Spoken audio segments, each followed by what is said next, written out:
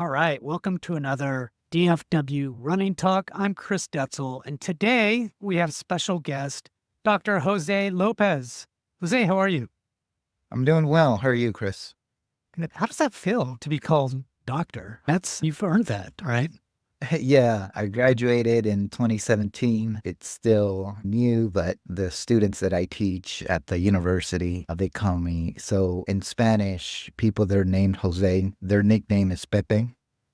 So I tell my students, just call me Dr. Pepe. It's short, it's simple. And so that's what they know me by. But yeah, it's something different because it's not necessarily a medical doctor. It's more of a mental health clinician. But yeah, that's my professional field. I love that. And that actually helps me understand why Pepe de Runner we call him Pepe. Like I was just thinking he was just being funny.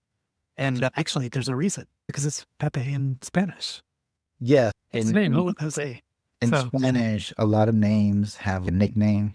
yeah. Francisco, they're known as like Paco, Yeah. or sometimes they even shorten it. So there's a runner that I've known for over a decade now. His name's Alicio, but they shorten it to Licho. In Spanish, you may hear either their real name or a shortened name, or just a nickname to go with their name. Okay, that is so intriguing. I had no idea. And then for everybody else that's listening to this, hopefully you learned something today. One of the things that I wanted to get into is your background around running. And look, a lot of us know who you are. And one of the things you're known for, and you have a little community around you, and running kind of these slow miles, long miles. Sometimes we won't get into that yet, but I do want to talk about that in a minute. I was like, man, Jose goes to these races and he's super fast. Sometimes he wins them. They're local and things like that.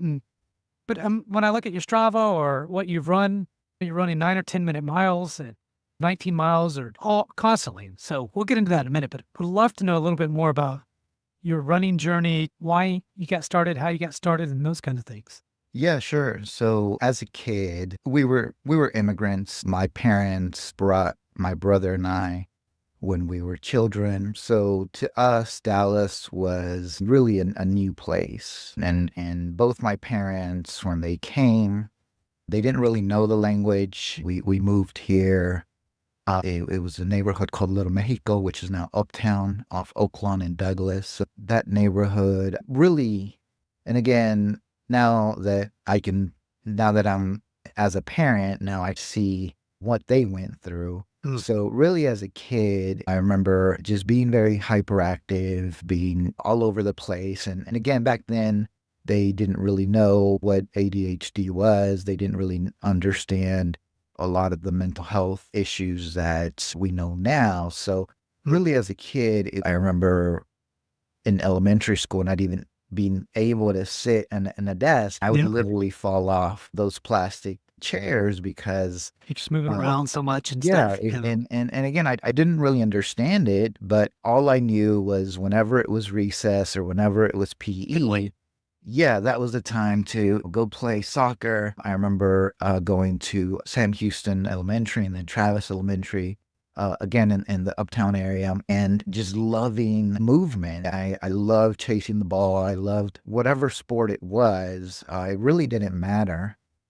It was just something that I gravitated to because most of the day it was like sit in this hard plastic chair. And again, my parents, they were just focused on surviving. They were focused on doing whatever type of manual labor to keep Getting to meet. and I didn't really know about sports. I didn't really have an opportunity to participate in any youth sports or any recreation leagues or things like that. I just knew that it was just something that I gravitated to. My body really just Needed. right wanted that movement. Those were my elementary days. Then when we were upper elementary, now into the middle school, as far as sports, that's when I started to learn more about what sports were. But again, I didn't really have that opportunity of going into any league. It was more just kind of street football, street basketball. And then we moved to Pleasant Grove area, Lake June, that neighborhood. My brother and I, we started to meet neighborhood kids. We would run around playing basketball, playing football, just really any type of activity. And to me, that especially newer generations, I think that is one thing that I say they're missing out on. Just that notion of being out in the street with the neighborhood kids Yeah. and just it was either shirts versus skins or it was just such an organic kids play, didn't involve any cell phones, any That's right. technology. Yeah. And to me, when I think about my childhood, not to romanticize it, but to me, those were such good learning opportunities where you learned. I remember Pleasant Grove was a really changing neighborhood. Traditionally, you had, it was like the inner suburbs of Dallas traditionally. But Yeah. then when we moved in, really the demographics started to change. I remember the neighborhood's kids. We had white kids, black kids, a lot of Latino kids. So it was, to me, it was a really good learning experience to learn about the different cultures and also some of the negative things. I remember drug addictions was really big in those times. And again, nobody really talked about it. That was really taboo that nobody really even addressed the crack epidemic. Everything was lock them up. That's right. That's exactly what it was. Yeah. So then, So I want to go back to something because you hit on this organic kind of activity. I remember when I was a kid, we'd play tackle the man with the football or whatever. We'd come up with this game. It's like flashlight, hide and seek. But if I flash you with the light, it's dark. Or we're playing until 9, 10, 11 at night. Those were the days, and those are a lot of fun. So I agree. That's something set for that. And something I push my kid to he's 14 now. And he'll go fishing at where he lives in Roy City. There's a pond there. He'll take his next door neighbor and they'll go fishing as much as possible just to hang out and do things together. And I love that. yeah. And I think, especially in those days, Yeah. just having that learning experience, right? Because I didn't know much about other cultures. I didn't know much about even English, right? English, Yeah. kind of how people spoke. To me, those were really organic opportunities to learn and learn through movement. And to me, that was really powerful. So yeah, so then I grew up, got a little bit older now. We're talking about kind of the middle school years. And I really enjoyed all sports, basketball, football, any team sport I really enjoyed. But again, I didn't really have that experience of playing kind of the organized, the traditional pee-wee, whatever. So did you feel like you were behind in 8th or 9th grade? Then you're behind the curve if you're not playing. If you decided to play football or any other sport. Yeah, in a way, because I remember trying out for the basketball team and I was pretty tall. Like right now I'm 6 foot, which is pretty tall. Yeah. Or I would say average, but it's pretty tall for most Latinos. So I really enjoyed it. But again, I didn't have the technique, right? So I remember getting cut from the team or the tryouts because a lot of the classmates, they knew the drills, they knew the techniques, they knew the positioning and all that. And that was something that I had no experience in. And that kind of segued into what sport can I do, right? Yeah. What sport is going to be, or am I capable of participating in? And that's how I found track, because track is really one of those sports where you don't really cut people. And really cross country too. If you want to run, whether you run fast or slow, most track or cross country coaches, they'll either put you on the JV, but they're really not going to cut you, right? So that's how I got into running. And I remember in middle school, this was probably like late 90s, you had football season. And then after the football season, then that was the track season. So a lot of the football players, they all got into sprinting. For me, it was like, I can do it and I can do it for a longer time than just one lap around it. So let me try some of the longer stuff back then. And that was considered the mile, right? The mile was like or even 2-miler in track. Right. Like that was the long stuff. I remember having these football coaches and they would just tell me, we'll put you in the mile and do your thing. So I had no training. Back then, there was no knowledge of shoes and all that stuff. Yeah. So again, it was just real raw, but I remember just enjoying it. I remember from Pleasant Grove, we moved now to Richardson, and I remember the middle school, Richardson Junior High, and I remember it had a cinder track that it was like crushed brick Oh, wow. And I remember just enjoying doing 10, 15 laps. And I had no idea what I was doing. I just knew that I liked You like going running along around the that. track? Yeah. So from the house, we're just going through a lot. There was a lot of, I would say, just a lot of issues at my house. So I would try to get away. I would try to, go out, and I knew where the track was, right? Yeah. So to me, that was always a place where I can go, enjoy the scenery, and that there wasn't a lot of people there. So to me, it was just a way of escaping, right? And Yeah. then for middle school, now we go into the high school. And that's where things got a little bit more serious. I remember the first day of cross country. I was in Richardson. They have 10, 11, and 12. So I was a sophomore by then. And I remember most of the team knew each other. There weren't really that many sophomores. But I remember the coach, he would say, go run 2 miles. And this was around the school and kind of into the neighborhoods. Mhm. And I was the last person. I was like behind the slowest girls. Really? And I remember just being out of breath. I remember not even able to jog those 2 miles. Yeah, so here I was maybe like 14, Yeah. 15. And I remember I was like, why am I so out of shape? Like, why can't I keep up?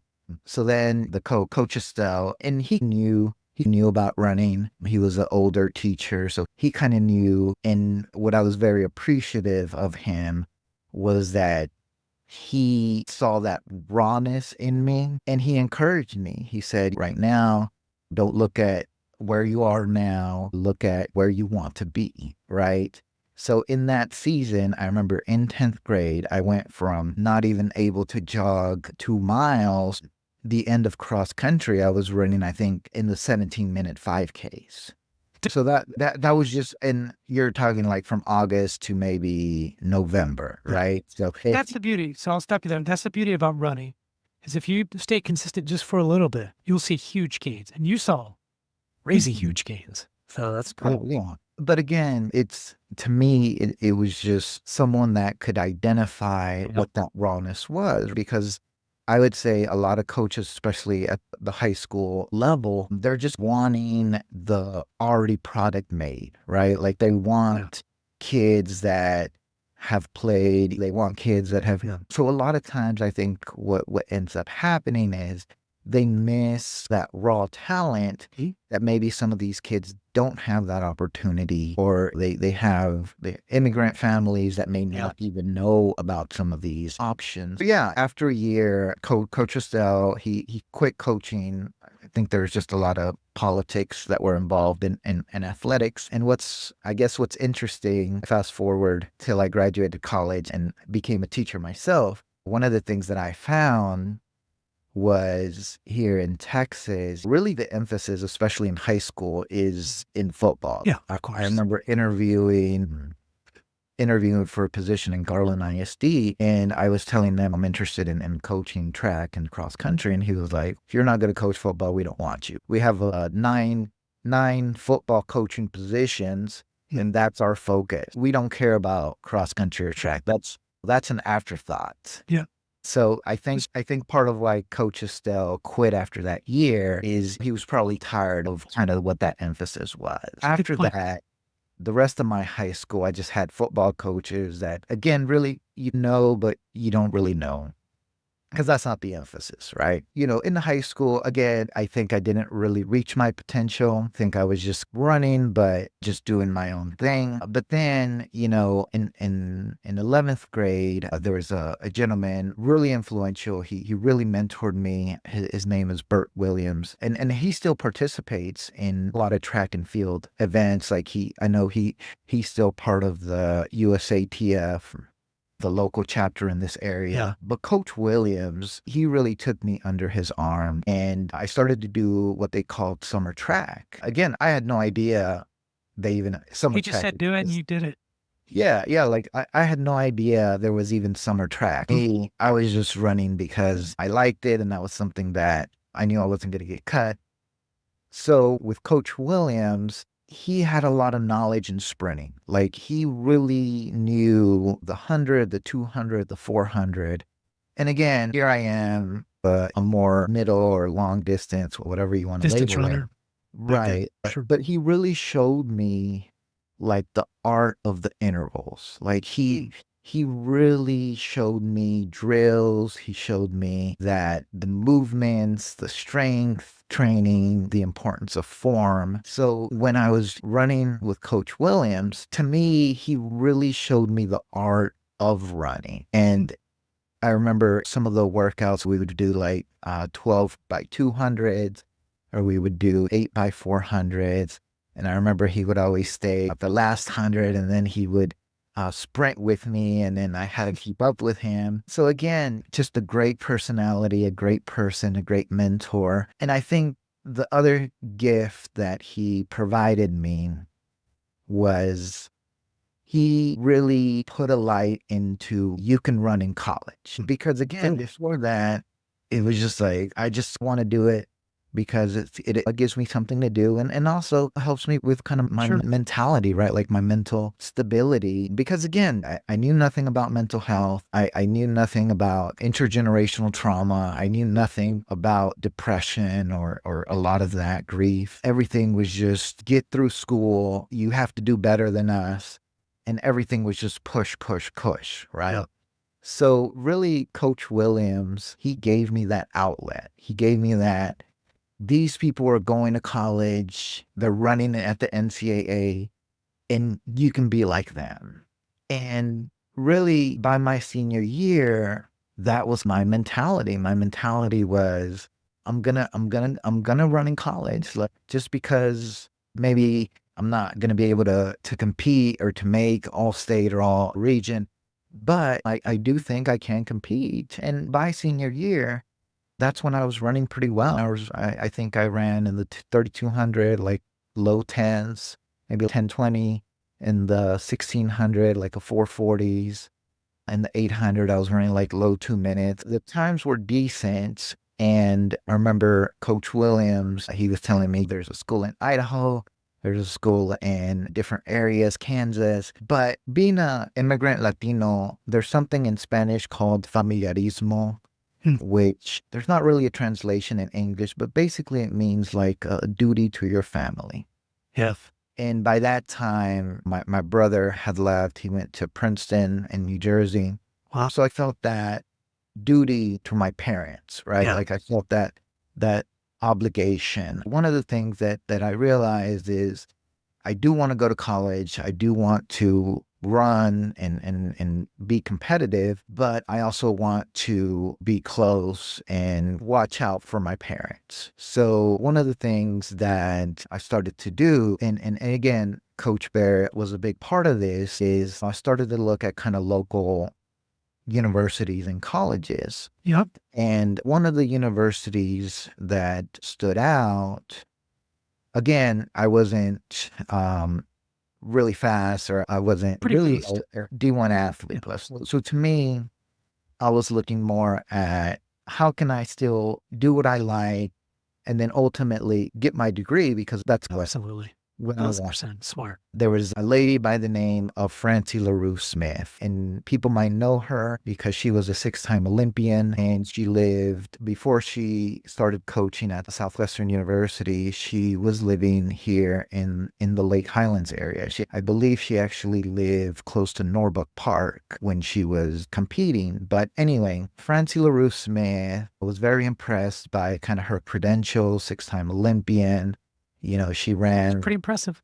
Yeah, she ran anything from the 800 all the way to the marathon. I believe her last Olympics was Barcelona in 1992. So I was really impressed with her personal credentials, and I went to go visit that school, relatively small school. I think it at the time, I'm not sure now, but at the time it had about 1,200 students. And I was like, yeah, somewhere that I think I could be in. This is somewhere that I think I could thrive. I ended up applying and getting accepted. And that was the beginning of my journey into running and that transition into college. I believe friend, she had just started. I graduated high school in 2003, and then I started college in that same year. And she had maybe been there for 1 or 2 years, and she recruited myself and then two other freshmen, and we were like the top runners. Like we were it was another runner from Brownsville. His name's Aaron Contreras, who I still call a friend. So we connected, and that's where I really started to understand training because, and with Coach Williams, it was a lot of speed. It was a lot of dynamics. It was a lot of just explosiveness. Yeah. But there really wasn't understanding of endurance, right? With Coach Francie LaRue Smith, now we're doing things like hills, we're doing things like thresholds, we're doing mile repeats. And I still remember some of these workouts. So this was in Georgetown, which is just north of Austin. And there was a park, Georgetown Park, close to the high school, between the university and the high school. And it was this trail of 2 miles, and we had this mile loop. And I remember one of the signature workouts was 5-mile repeats with 90-second rest. And I remember at the peak of my college, me, myself, and Aaron, we would do these mile repeats at either just under 5 or above 5 minutes per repeat. Yeah. And I remember doing those types of workouts and really understanding now the intersection between speed and endurance.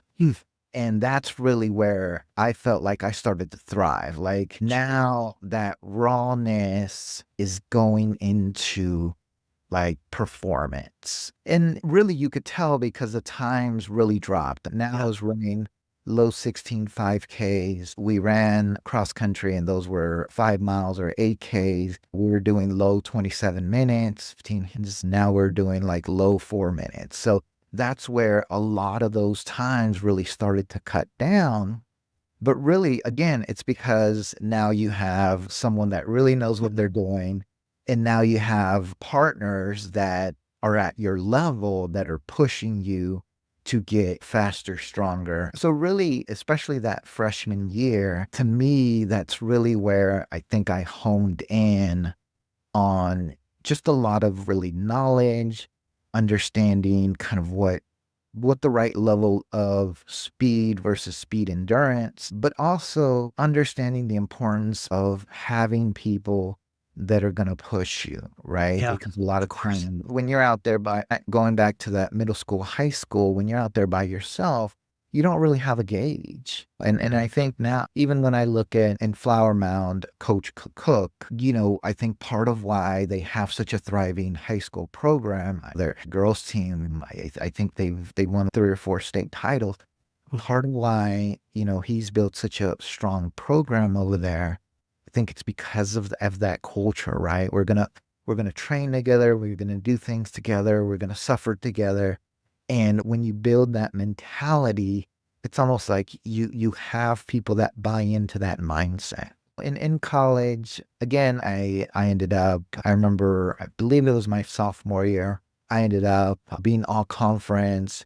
And now people were talking about Southwestern. People were saying now we're competing, whereas before we're the joke of the school. And I remember, especially like during the summer, I remember one summer I stayed with Aaron in Brownsville to take some summer classes because his dad was a professor at UT Brownsville. And I remember just going out every day for an hour. Me, Aaron, and I just running for an hour. We didn't even look at the distance. We didn't look at the pace. Ran for an hour. We were just running for an hour. And that's also something I learned, right? Because this was before a lot of the GPS technology is time on feet. I really had no idea what time on feet was. So a lot of these concepts, I started to make sense, and I started to really understand kind of the art of running. And I started to understand where that intersection of endurance then intersects with speed, right? If I were to do it in a graph, if I were to quantify it, you have the y-axis and the x-axis, and then you have one line over here and one line over here, right? And again, it's an art. Even with modern training, the whole double threshold training, to me, that makes a lot of sense because you're pushing your endurance with that speed in order to replicate and simulate some race strategies, right?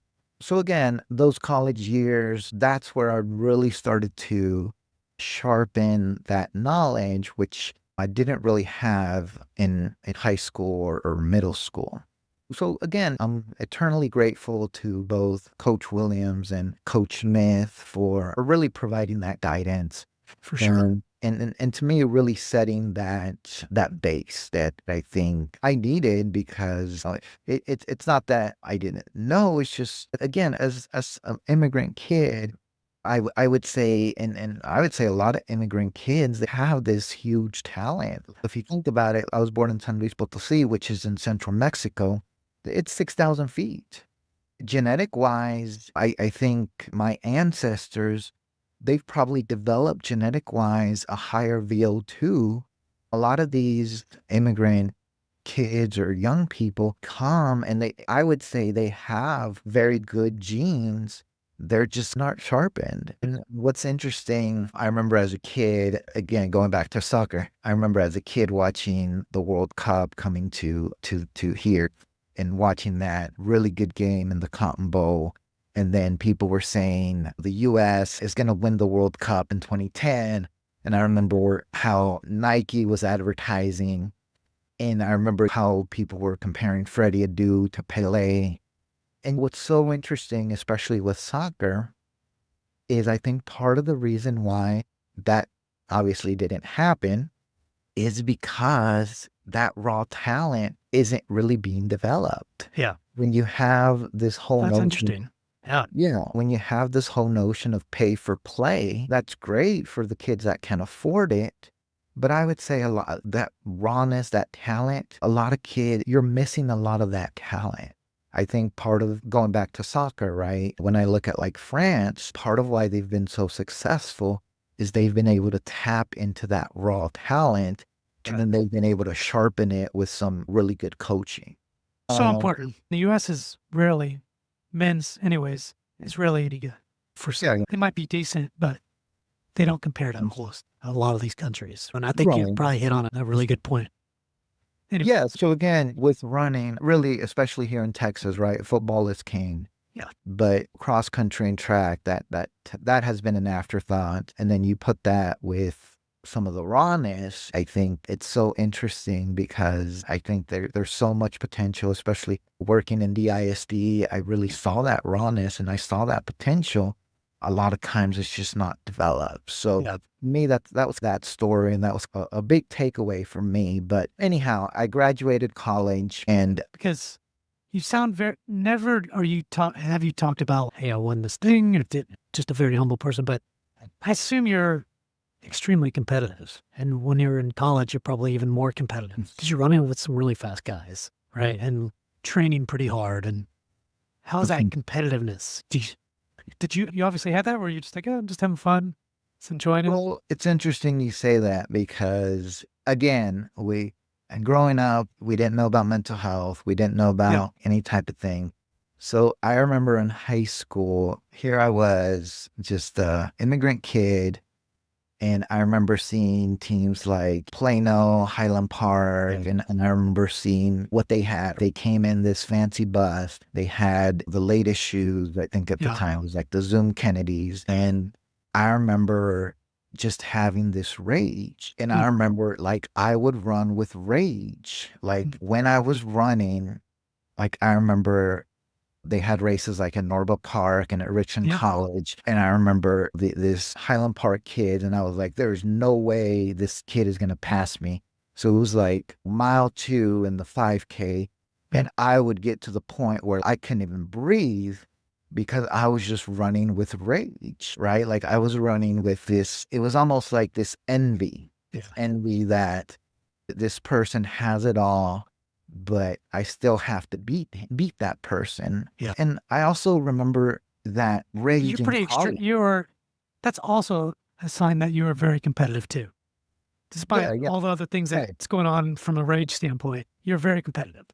Right. But I think it was just a lot of built up resentment and built up anger, which ultimately isn't healthy. Like, I think about it now and I'm like, there's no way that was healthy because it was like growing up, being called names and Well, especially growing up undocumented, it was almost like you couldn't say anything, right? It was like living in the shadows, right? You're there, That'd have but been tough. you're not there. Yeah. So to me, it was a lot of just built up anger that then I used, and I used it in running. And I see that a lot, especially with some of these young kids.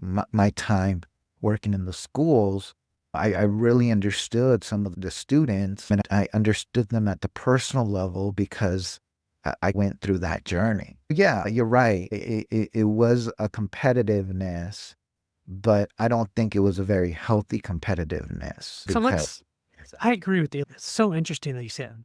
Now, to talk about just like today, watching you run, I feel like races. Let's just say you run a race. I've seen you win local races or get close to winning or whatever, and you go all out. Like I'm looking at you and Cruz even. Like maybe you two are. I know you guys run together sometimes, but I feel like you're just dead after every race. Sometimes it's after the summer, but I'm like, these guys just are killing themselves in every single race. It's crazy to see it. I'm racing and I'll put it all out, but I'm not like feeling like I'm sprinting at the end. I'm dying. And you look like you've given it 1,000%, literally. yeah, and maybe it brings back to those days, right? Yeah, People are creatures of habit. But I think overall, especially now, some of that mind shift has shifted. of course. I would hope so. But You yeah, know, yeah. you've got a lot So smarter and you understand yourself better. You understand the circumstances and all of those things. And basically, what I've heard is that running has helped you in a lot of ways, right? To deal with some of those anger or rage issues that you didn't know that you had, but that in a lot of ways helped you. And there's several people along the way from middle school, high school to college that helped you. And I think it's always good to have some of that help. And it's awesome that you recognize that. yeah, of course. Again, I am eternally grateful to both Coach Williams and Coach Smith. I think and again, I would say I was a difficult person at the time because I just had a lot of different things that were building inside me. But also, as a licensed professional counselor, I will say, Chris, running is not therapy. Yeah. Oh, I'm still here.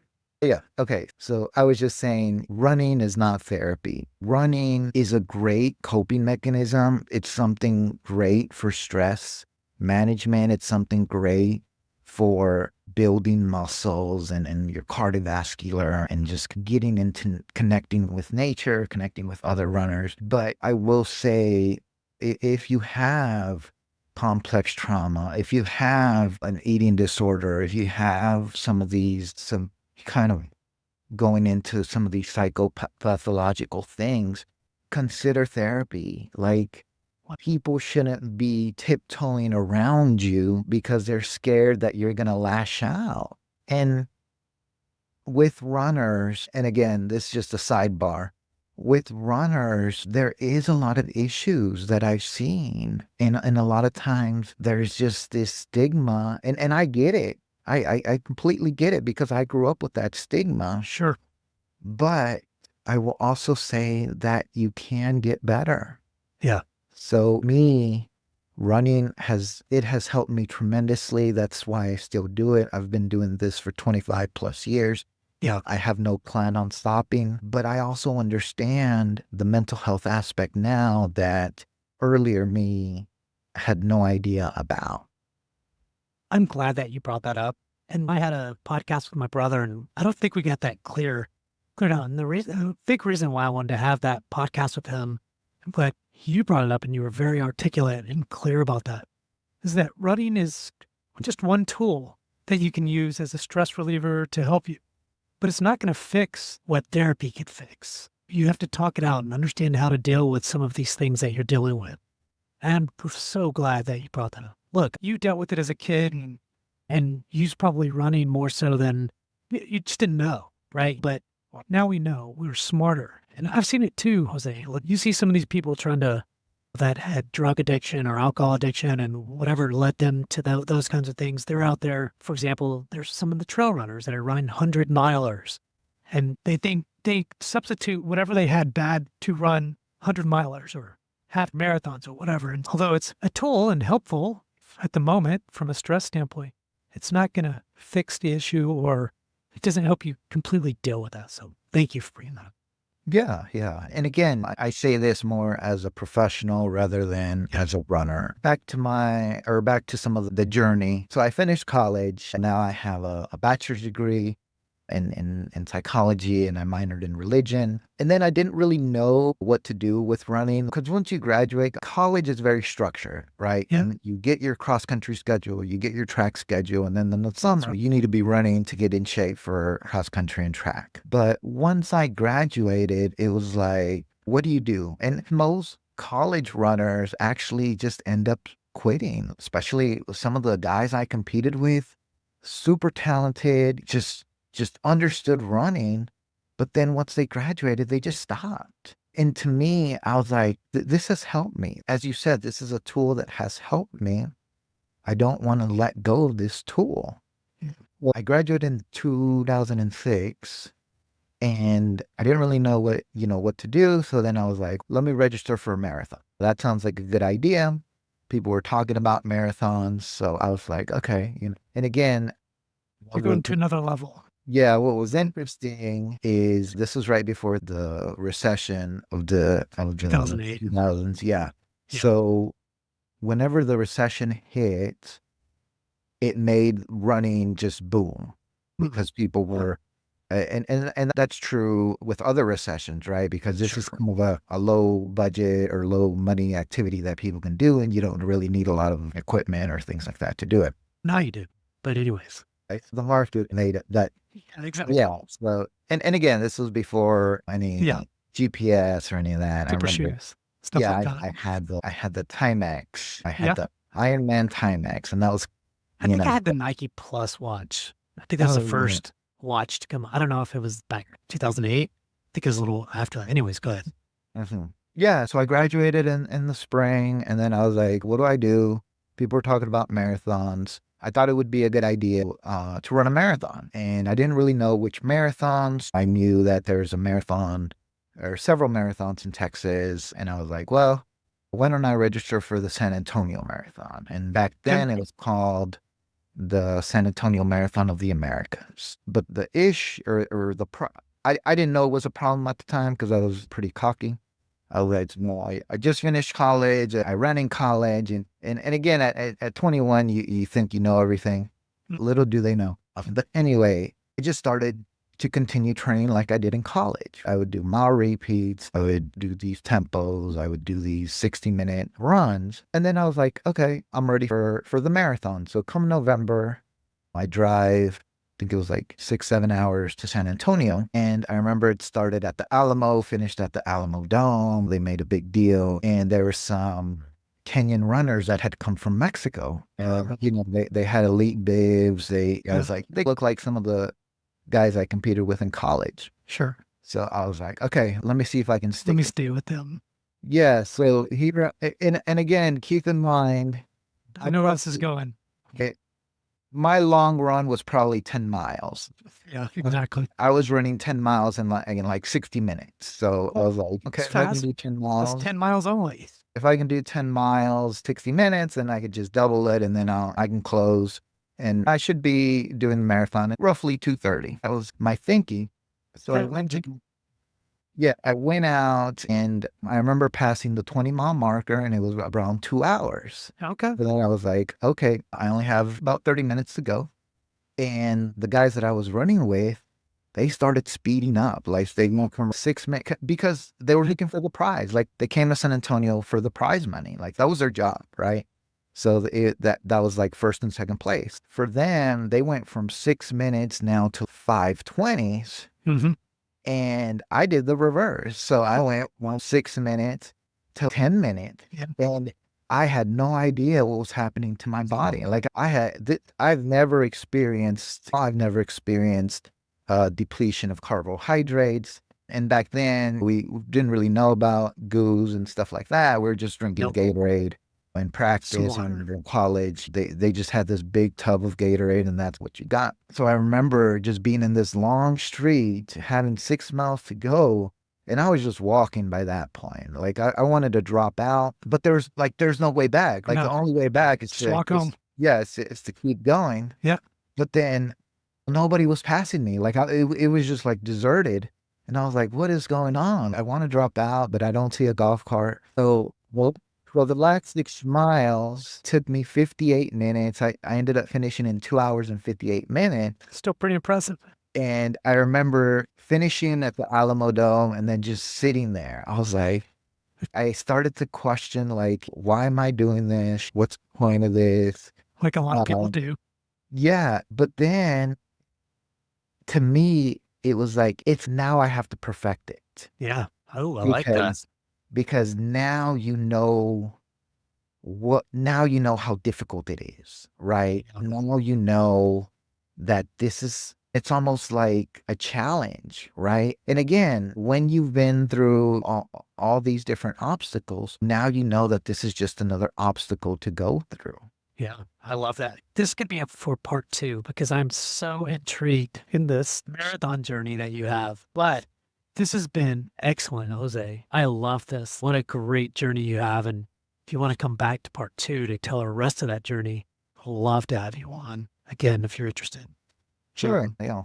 Great. Thank you, everyone, for tuning in to another DFW Running Talk. I'm Chris Detzel, and we just had Dr. Jose Lopez on our episode, and what a great journey. And we'll have him on again to finish up that journey. Thanks, everyone, and thank you, Jose. Thanks.